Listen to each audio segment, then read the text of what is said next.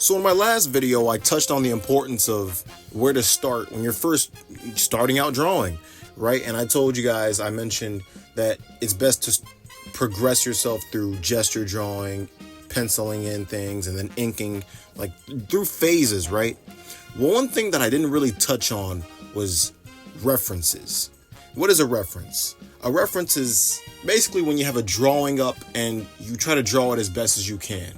Now, this can take the form of many different things. When I draw references now, and that's literally what almost all my drawings are references, because I like the way some artists draw. Like, there are plenty of artists from Dragon Ball that I use as references when I draw these pictures that you see on the screen right now. Toriyama's the best one, the main one.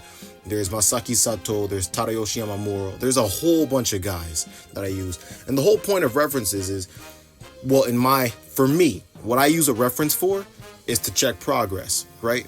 There was a point in time when it would take me 2 weeks to draw Super Saiyan 4. A whole 2 freaking weeks. Now I can draw that thing in under an hour, under 5 minutes, under 2 minutes if I wanted to, right? It shows progress. How fast can you do this? Another thing about references is it plays into what I had mentioned about Todd McFarlane in my last video, how he said he would draw how other comic artists would draw and send his work into Marvel or DC. That's the whole point of a reference. It's not like copying anything, right? Unless you straight up steal someone's work, and that's not what I'm saying here. I'm saying you're referencing their work and doing it in your own style, right? And what you're seeing on your screen now, I always like using references so that I can do something different and challenges you. Switch something up in the drawing. Don't just make the drawing exactly how you see it. Add some detail, subtract detail, add something creative to it. Like the drawing that you see on the screen right now with Goku, right? I got this from Daizenshu 3. And originally Toriyama had drawn it and it looked fine, it looked beautiful. But then I thought to myself, I was like, how can I make this drawing look more crazy? It's not even just about making it look good, but just about looking more wild, looking different, looking more unique, right? And there's plenty of examples, like the one from Daizenshu 4 with Goku again. I had to make Goku look more evil.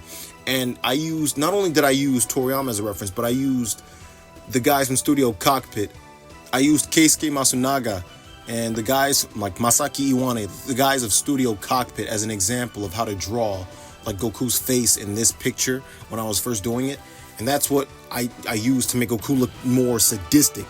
And it gives off a different vibe. It's a different style, which is what you should want when you're referencing. You shouldn't want it to look the same as somebody else's work, unless that's what you're going for, right? There's other pieces of art where, like the one with Vegeta, there's small little bits of differences that I add.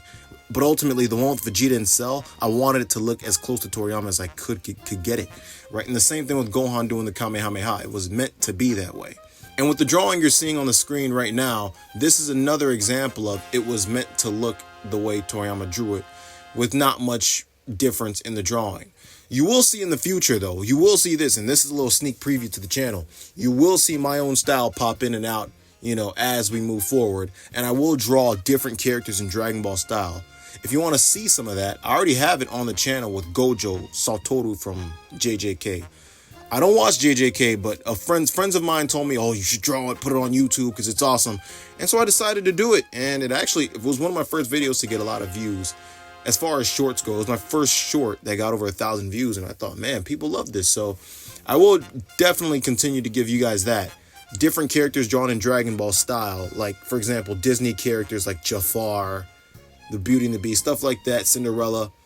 Aladdin, all that stuff drawn in Dragon Ball style. Even other animes drawn in Dragon Ball style, like Yu Yu Hakusho. All this stuff will be coming to the channel.